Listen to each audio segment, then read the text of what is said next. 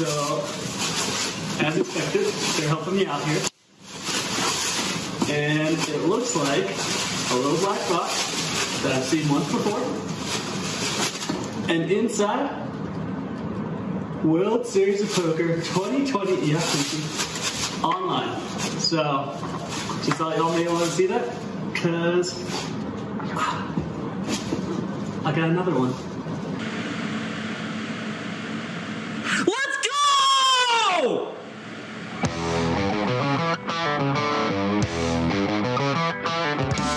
Capturing the moments from the summer, surf bum Nathan Gamble, now a two-time bracelet winner, unboxing the spoils with his dogs Chip and Slinky, and of course Ethan Yao, winner of event 26. Let's go. There'll be plenty of those war cries shouted throughout living rooms as we near the close of the American portion of the World Series. 3 events remaining. Ali Najad alongside Maria Ho, and as is customary at the top of the show, we like to check in on the Hobucks situation and find out just how many soldiers were lost on the battlefield this past week. At this point, it's like, why are we even doing this? I'm like, I wish I could just get a little taste of that elation that I see everybody else feeling when they win, but I'm running out of chances, maybe running out of money even. Gosh. Uh-oh. That's a bad situation. Guys, can we get an expedite? Is there a payday advance near City Venmo, Center? guys, somewhere walking Venmo distance? All right, speaking of a lot of people and elation, plenty to unpack here as we had a schedule chock full of winners. Event 20, Kevin Gearhart, hats off. Second bracelet for that young man, formidable in the mixed game streets, played with him a bit. And then you got Tony Dunst, another commentator doing what Maria, you have not yet done. I know, and it's like they're just putting me to shame over and over again, but definitely the most notable name among the winners this past week. But Nick Binger, brother of Michael Binger, showing up in the champions. What about Juha Helppi? Guess what, Finland? It's not just a Patrick Antonius kind of country. Juha taking down the GGPoker bracelet, event number 35. And other than him, I don't recognize any of those names. Lots of internationals. Do you? Yeah, I recognize Roberto Romanello, but obviously considering that this is for the rest of the world players, we will probably start seeing a few names that we don't recognize. Yeah, no doubt about it. But of course, plenty that we do recognize who don't quite make it to the hilltop, but are so close. One of them, Ryan Torgerson, already taking down a bracelet, deep run in event number 23, and just a star-studded list there. Yeah, absolutely. So many big names making deep runs like Chris Moorman, Brian Altman, and Matt Berkey, finishing in back-to-back final tables in event number 24 and 25. Well, if you think back-to-back by Berkey is impressive, how about our story of the week, which has to be Ryan LaPlante. The man has 9 straight cashes this summer. The kind of thing that you just don't see in live summers. Maria, your thoughts? I mean, it's nearly impossible to do that live, but that doesn't take away from what an impressive feat that is, even though it's online. I can't remember the last time I was even able to string together a few cashes in a row. And, you know, my best run in poker ever probably came when I made a WPT final table, a WSOP final table, and had a top 15 finish in the span of a couple months. But, I mean, this is incredible what Ryan was able to do. And Ryan's always been known as a very consistent and great poker player. I'm going to need you to stop looking in the rear view and start looking out the windshield, okay? There's still some summer left. We need some back-to-back Hobucks coming back to roost, okay? Some of us are counting on you. All right, Kevin Gearhart, who I play mixed games, cash games locally here in Vegas with. One-time electrical engineer, has been playing pro for 4 years and now has himself his second World Series of Poker bracelet, his first coming in Raz in 2019. Also has himself a circuit ring. Yeah, clearly he's not just a no-limit hold'em specialist. And here, it's nice to take down the PLO bracelet, holding a hand as good as aces and sevens. Heads up, you know, it's pretty much as good as it could get. Looks like it might have been a straight with 8-9, but you know what? Whatever it was, it took down the 2 queens. Maybe this is why Maria hasn't cashed so far. I'm just, you know, just some speculation. And there's a look at the people that joined him at the final table. Yeah, of course, Chris Moorman sticks out in the final table lineup because he is one of the most decorated and accomplished online poker players of all time. Well, if we want to talk about decorated and accomplished, the best dressed man in poker perhaps right now, Tony Dunst, the World Poker Tour commentator, doing right by the Booth brethren, $168 in his back pocket as he took down event 21. Yeah, and Tony started off this online series with a really great run with a third place finish in event number 1, so I'm sure he was really happy to improve on that here. And this is also Tony's second bracelet, as he won one in 2016. You are correct, and there is a look at the people that joined him, 6th and 7th standing out. Yeah, John Turner, well-known poker pro, and Randy O'Heal, somebody who also from time to time frequents the commentary booth, so just another person that I can't, Also frequents the mixed game streets, and here was a key hand you wanted to talk about, Maria. Yeah, so this was a hand heads up in the one that Tony Dunst won, as he is panoramic. On the button you see 10-9 versus 10-8. Now 10-9 flops middle pair. It's kind of a non-standard lead by Pay My College. And panoramic, of course, with the backdoor flush draw, open-ended straight draw, tons of outs, lots of equity is going to continue. The turn is a 6 of hearts, and now Pay My College decides to check it over to Tony. And of course, Tony, again, still having that open-ended straight draw, has to try to take this opportunity to semi-bluff, try to take down the hand right here on the turn, but Pay My College is not going to go anywhere. And the river is the ace of hearts, and Pay My College has a bluff catcher in this spot. Obviously, this board on the river favors Tony's range. Tony's going to go for about a third pot size bet here as the bluff. And I think this is a great call by Pay My College. I think that Tony has a ton of bluffs in this spot. Queen 10, 10-7, King 10, all of those things. Yeah, that ace on the end, and he still barrels on the river. Didn't do him any favors. And here's a look at event number 22, taken down by Alan Chong. Yeah, and of course, Terrell Cheatham. He came in 5th in this event, and he already took down a bracelet in event number 16, so another great finish by him. Now, while he may have got his hand caught in the cookie jar in our breakdown hand, eventually he ended up with all the cookies, and he joins us now from right here in Las Vegas, none other than the newly 2-time minted World Series of Poker bracelet winner, Tony Dunst. Tony, how are you? I'm great. Thanks for having me. Hey, listen, I know that you and I have put in a lot of time as announcers in the booth, and I've got my thoughts on it, but I want to know what you think about how much of a help it is to bear witness to people at final tables throughout all these years when you yourself are out there on the felt looking to close something out. Oh, it's a massive help. Not only are you getting insight into how people play and adjust when the most money is on the line, but I say this to poker players a lot. Like, yeah, we all set aside time to study, but have you ever set aside 8 hours to study next to another poker player watching every single hand and discussing it? Like, no, of course not. That would be crazy. But that's what we do at work. And we do it, a few times a month. And so that really accumulates as a great form of practice. And also, Tony, because you are doing a lot in broadcasting these days, do you find that you actually enjoy playing more now because you kind of have that work balance, I guess? Mm-hmm. No, there's totally some grass is always greener going on. When I'm on the table and I lose a hand, I'm like, this game is so stupid. I never have losing days at work. Just I'm gonna go back in the booth with Vince. And then I'll have, 8-9 hour filming sessions at work. And I'll be like, this is terrible. I just want to use the bathroom when I get to say I use the bathroom. Just put me back at the poker table, How do you feel about the advent of Twitch and the fact that so many people now are streaming themselves while they're playing? Are they letting too much of the cat out the bag and now the level of competition is rising? Or is it just good for the gander? I think it's good for the gander. I think the more eyes on the game we get, the better it's going to be. The fact that people can build a brand and maintain some exposure in the industry now at home. And it's Twitch strikes me as more of a meritocracy than just trying to climb the ladder in corporate sponsorship where there's this kind of, branding, networking element. Twitch is just if you're good at streaming and you put in the hours and you're good at poker and your viewers gain something from watching you, then you perform well and you accumulate viewership on Twitch, and it's good for poker. And I think that poker has always been getting harder and evolving over the years. So, there's just a lot of things that contribute to poker becoming more difficult. Tony, you actually got third, I believe, in the first event of this online series, and now you're closing out very strong, of course. So what are your upcoming plans in terms of playing online? Well, we have the $400 freeze out today. There is an Omaha event tomorrow, which I don't really know anything about Omaha, so I'm going to sit that one out. Wednesday is the last higher buy-in event, 2K, I believe.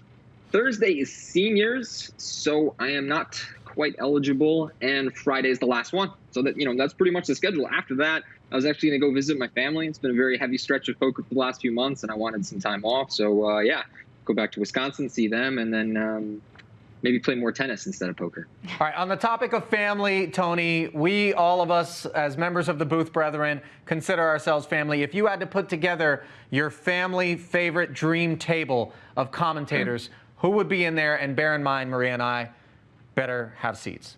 Present company included, of course. I'm going to take Vince. Gotta have Vince. I would take Lynn. Lynn is a hostess. I don't know if you'd say she does poker commentary, but as part of the WPT family, she would definitely be amongst my first round draft picks. If we want to strictly make it about commentators, then I'm taking Vince and his money. And I'll take Nick Schulman. And then I'll take Norman Shad, and that is 6 of us, right? That's it. I'm not keeping count. If you wanted to extend beyond 6, I wouldn't have said anything, but I'll tell you what, that works for me. Sign me up, make it happen, and good luck the rest of the summer, Tony. Thanks so much.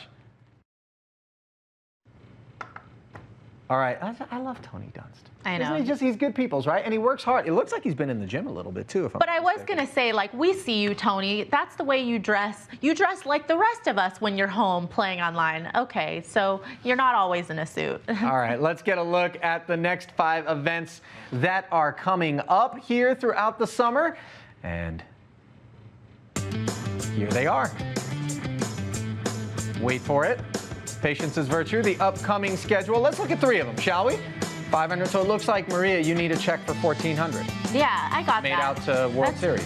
I mean, I'm barely gonna make 1,400, but I think I got it. All right. So let's talk about, on the topic of commentators, who is it that you would stake? Now, this is not just who I'm going to have fun with. This is where am I going to put my hobucks so that they come back with some ROI. A lot of names to choose from. Walk me through them. Okay, well, I've got to say Tony Dunst is up there, obviously, because he's had a lot of really great results recently, and I think he's just getting better and better every year. Of course, our own Nick Schulman's got to be up there as well. I think Nick has always been a tremendous poker player, another person that I feel like broadcasting has really helped his game.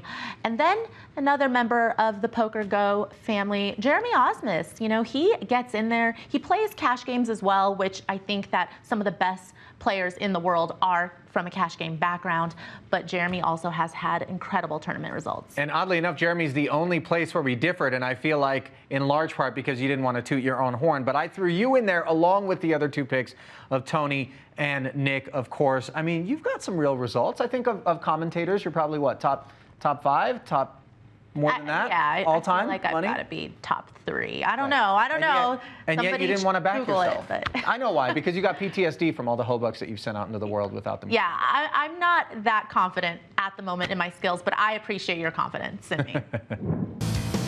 Well, not sure that there are any announcers on that list there, but certainly some decorated payouts as we get a look at 6 winners from this week's GGPoker action.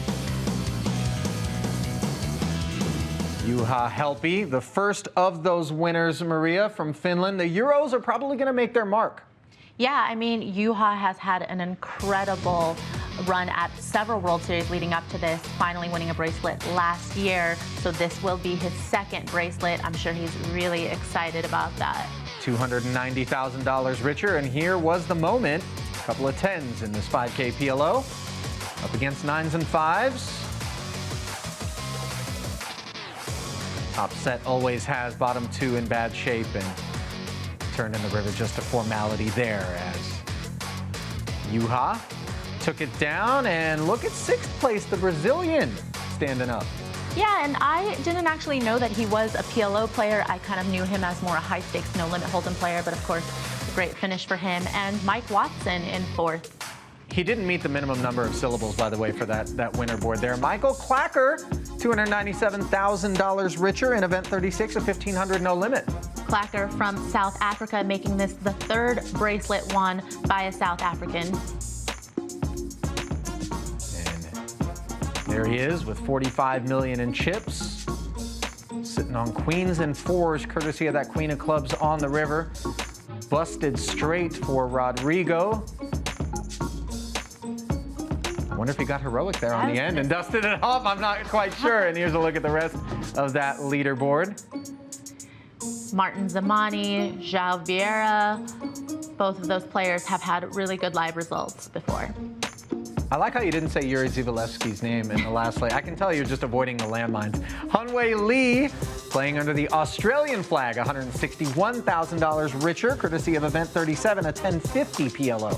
Now, Lee has had more than 1.7 million in live cashes, actually, but I'm sure that nothing compares to the gold bracelet.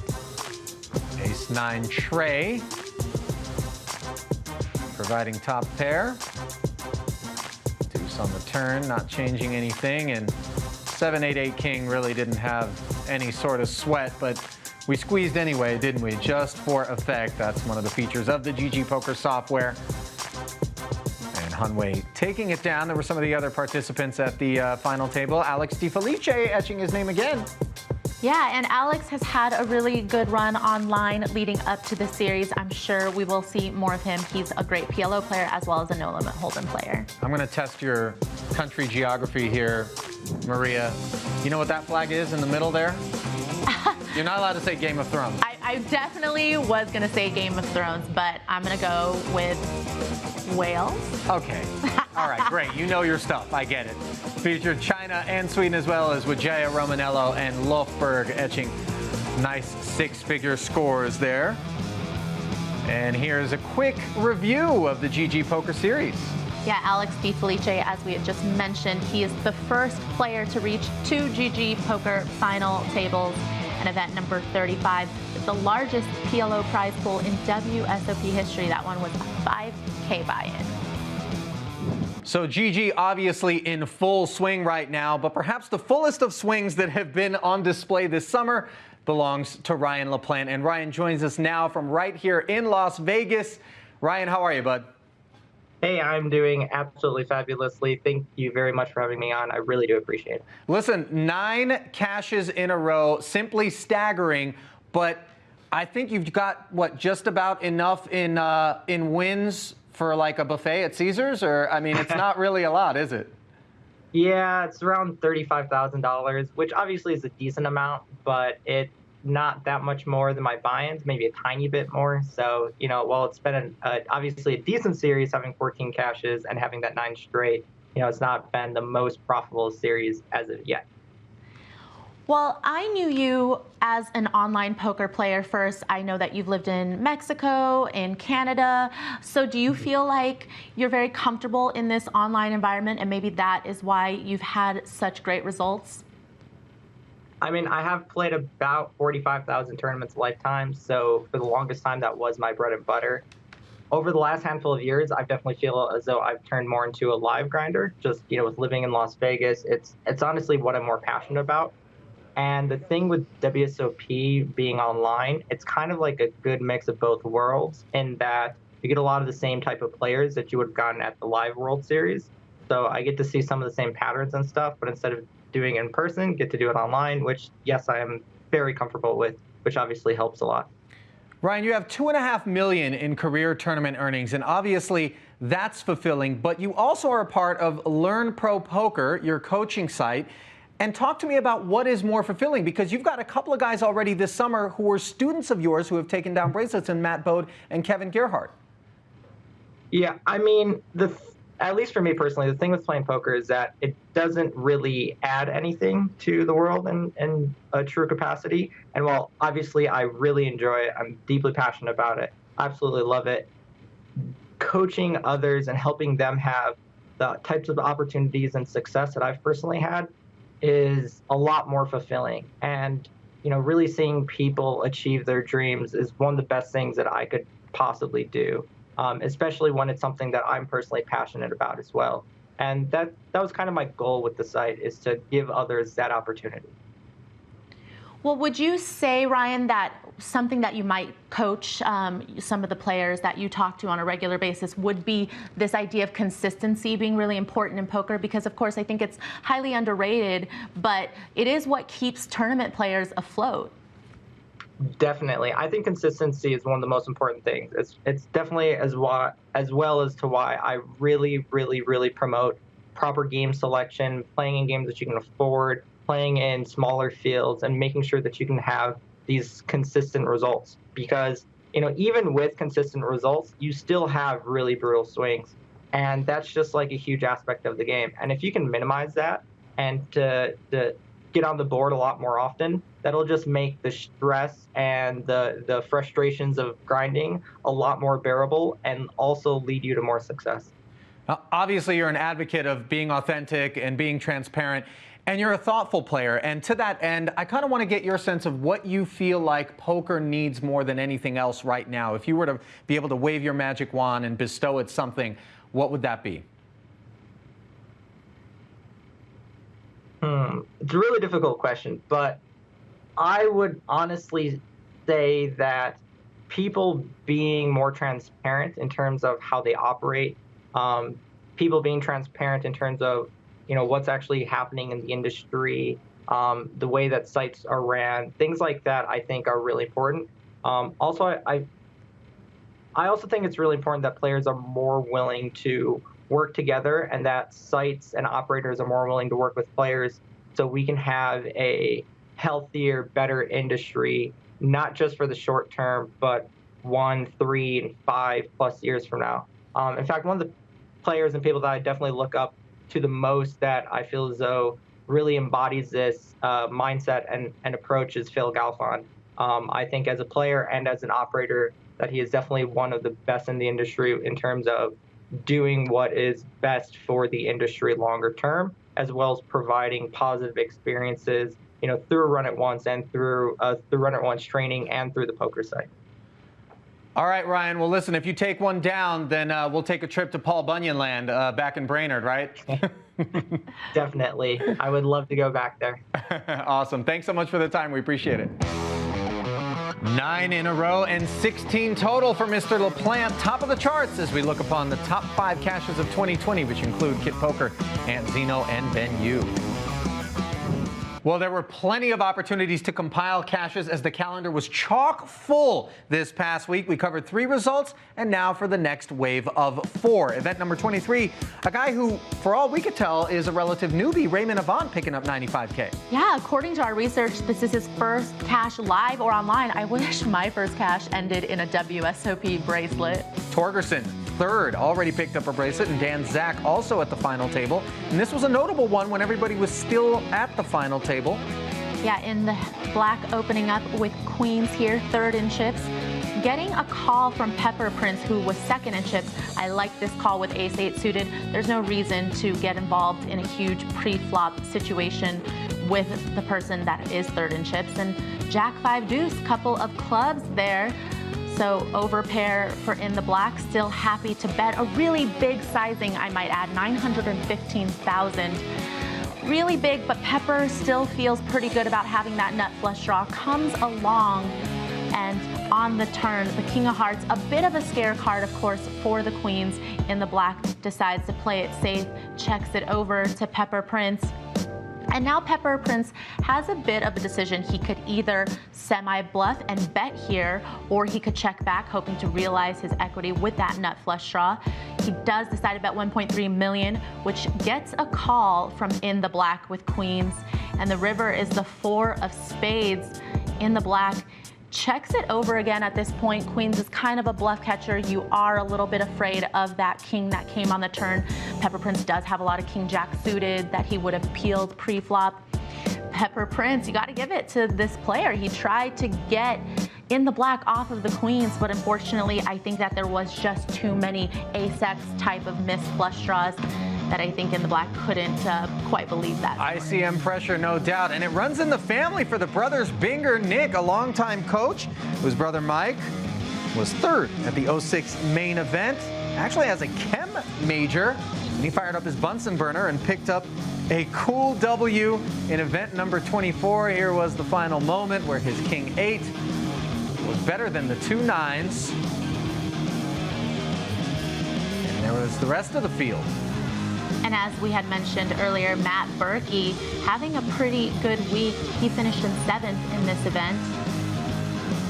Yeah, not a bad week for Berkey, and not a bad week for Nicholas Kiley. Mr. Finault, $149,000 richer. And of course, let's not forget the beautiful bracelet. Yeah, with this win, Kiley actually made more than all of his live and online cashes combined to date. So he has to be pretty happy about that one. And he's a member of that Run It Up Reno crew. A lot of fun had up there at the Pepper Mill every year by those participants, and I'm sure they'll be really excited for a member of their family having picked up some jewelry here this summer. There's a peek at the rest of the field. Again, we see Berkey. Yeah, back-to-back final tables is tough to do. I'm sure Berkey would have liked to finish higher than 5th, but he's still got a couple events left.